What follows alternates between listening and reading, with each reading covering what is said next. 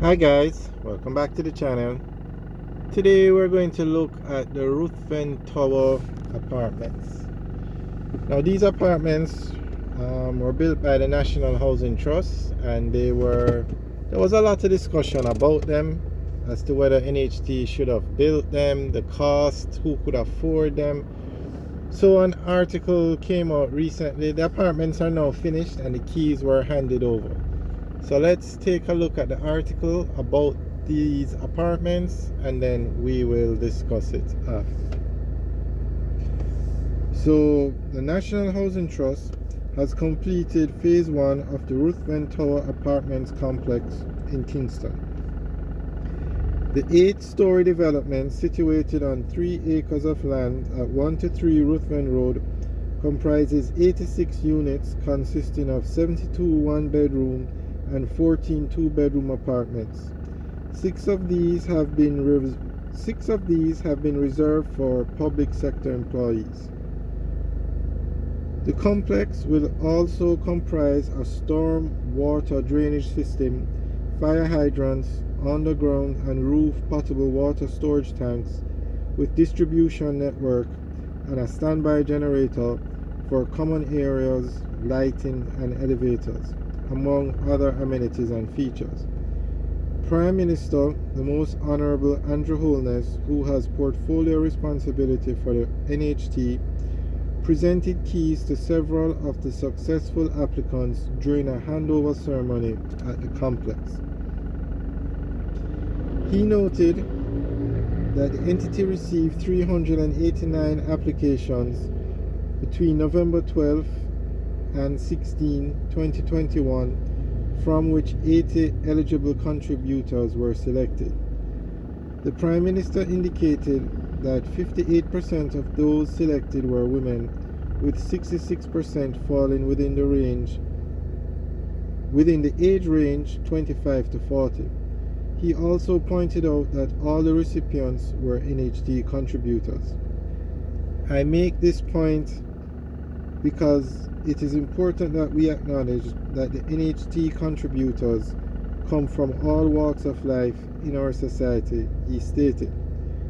Mr. Holness also informed that the Ruthven Towers complex is the third development of its type undertaken by NHT in the last 28 years. Further, the Ruthven development represents less than 1% of the projects currently being undertaken by the NHT, as all other projects are being developed to cater to affordable housing solutions, he stated. Mr. Holness said this was being emphasized because the conversation around this project would have led the unsuspecting Jamaican to believe that somehow the NHT diverted all its resources into Ruthven Towers, or that for the last 28 years all that the NHT has been doing would be projects like Ruthven Towers. Nothing could be further from the truth. This development is only a small part of the number of units that we have brought to market. We have done so without imperiling the finances of the NHT.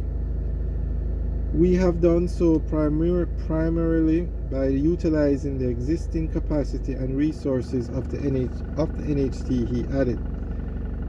Mr. Holness said the government's duty is to facilitate and create the opportunities so that all Jamaicans from all walks of life, from all income brackets, can achieve their aspirations of home ownership.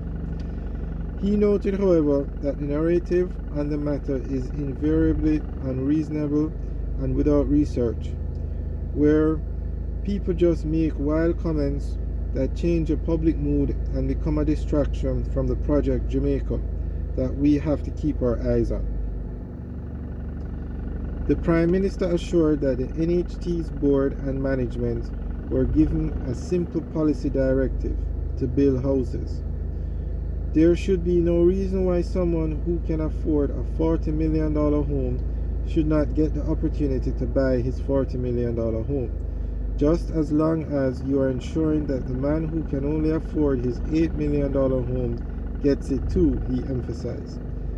Against this backdrop, Mr. Holness advised that after careful consideration, we made the decision that we will go ahead with the additional phase for Ruthven Towers.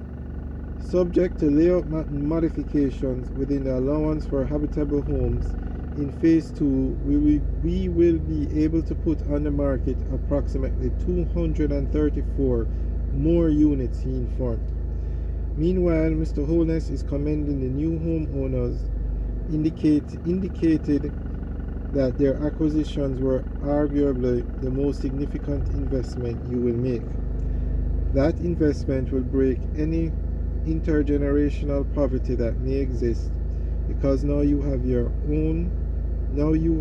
an endowment on which you can build and hand down to future generations, he said. Alright, so that's the end of the article, and straight ahead is the Ruthven Towers. Very nice building. It was the cost, I think, that created most of the discussion, as he said, a $40 million house. But it should note something that was said in the article. I'm going to read it again.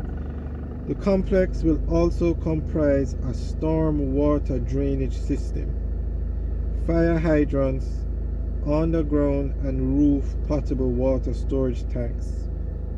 Now, recently there were heavy rains in Jamaica and the basement of this building flooded.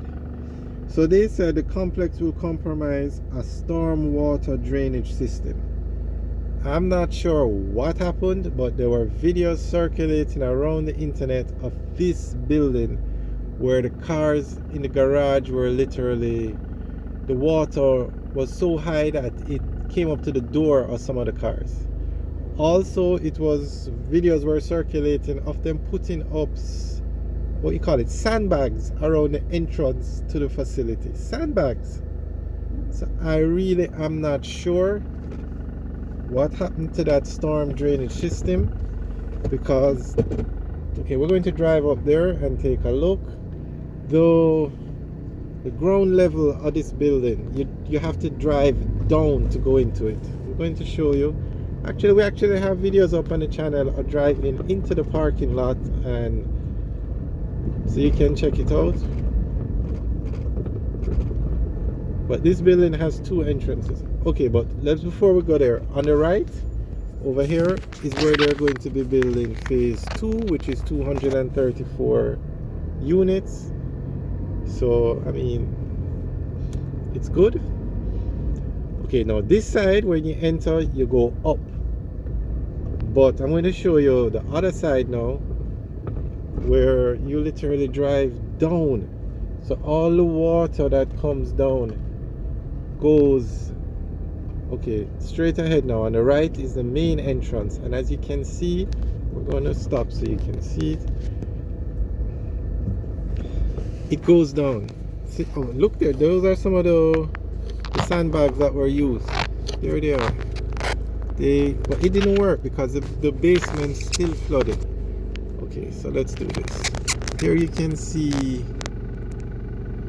when you go right there, that you go down into the complex. All the water that comes down this road went into the complex and ended up in the basement. Here you can see it, all the water. That's why they had the sandbags out here. All the water, this road is not level, it's at an angle, so all the water ran down. So here are more sandbags, and here is one of the drains, but clearly the drains are not big enough. I'm just assuming because the basement of the building flooded. Alright guys, thanks for taking the tour with us of the Ruthven Towers. Remember to like, share and subscribe. Have a good day.